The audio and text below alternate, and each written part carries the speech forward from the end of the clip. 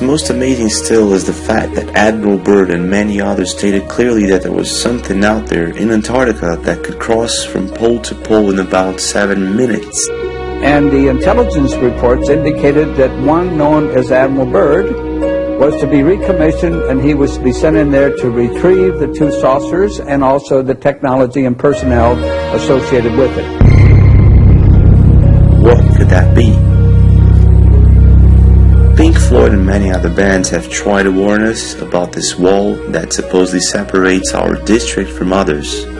We will show you a very curious map that depicts the separation and probably the wall itself. A map drawn by cartoonist Vince White shows clearly 2 different worlds separated by a ring of ice, or a wall of ice. Other maps, such as the one Observer sent us, shows us 2 entrances to small districts other than ours that could actually be the stairway to one another. I think this is a song of hope.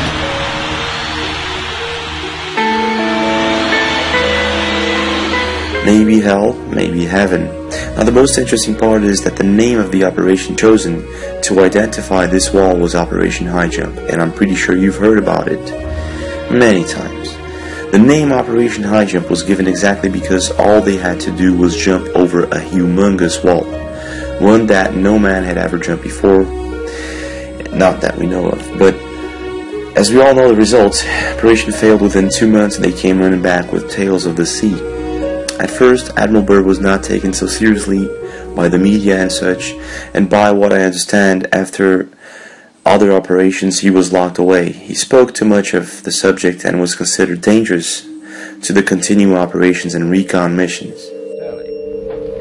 But strangely enough, there is left in the world today an area as big as the United States that's never been seen by a human being.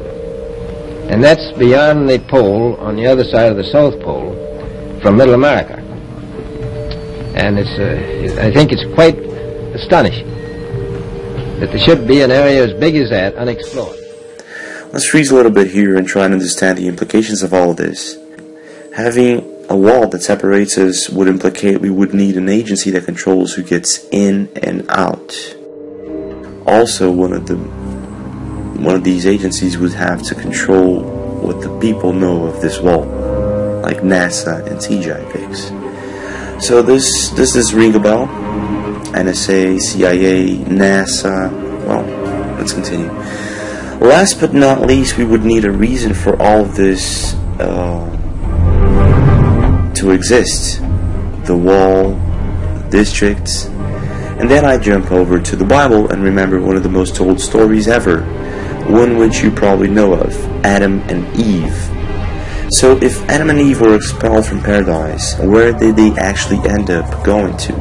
Questions like, were we put here? Are we domed? Are we a menace to the universe? And have we been quarantined? Are questions that start popping up like crazy, and they are indeed good questions.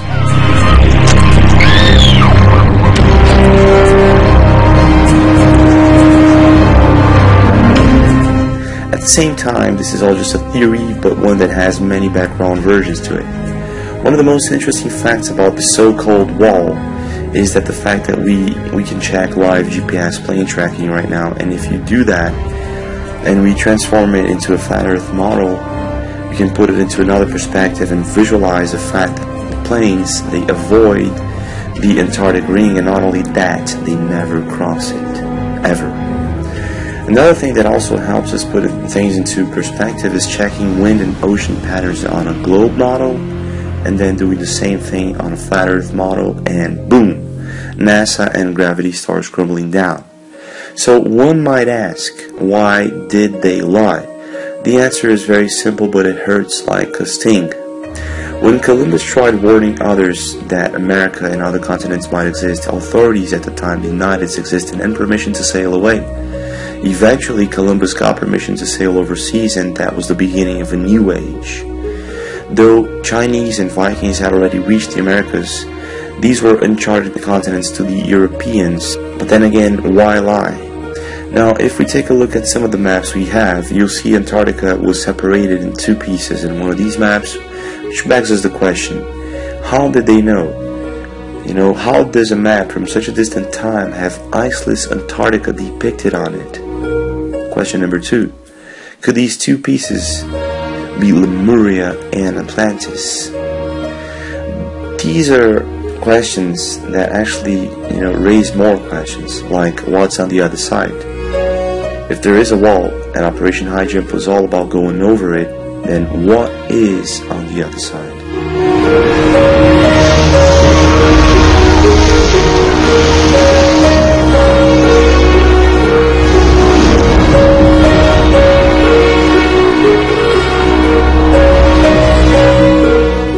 Maybe dinosaurs, maybe humanoids.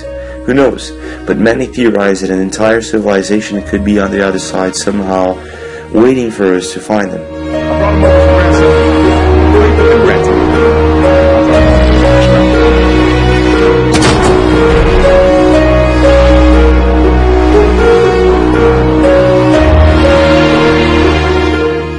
Others theorize it's a highly advanced civilization with the most absurd tech we've ever seen, and that could be true reason for all this secrecy.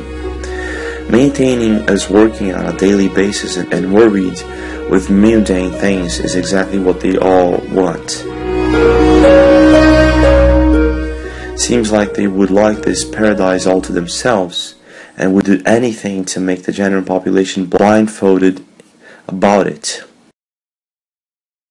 Now, if you look into the space pictures and all that NASA CGI crap, we have a lot of fails and computer graphics.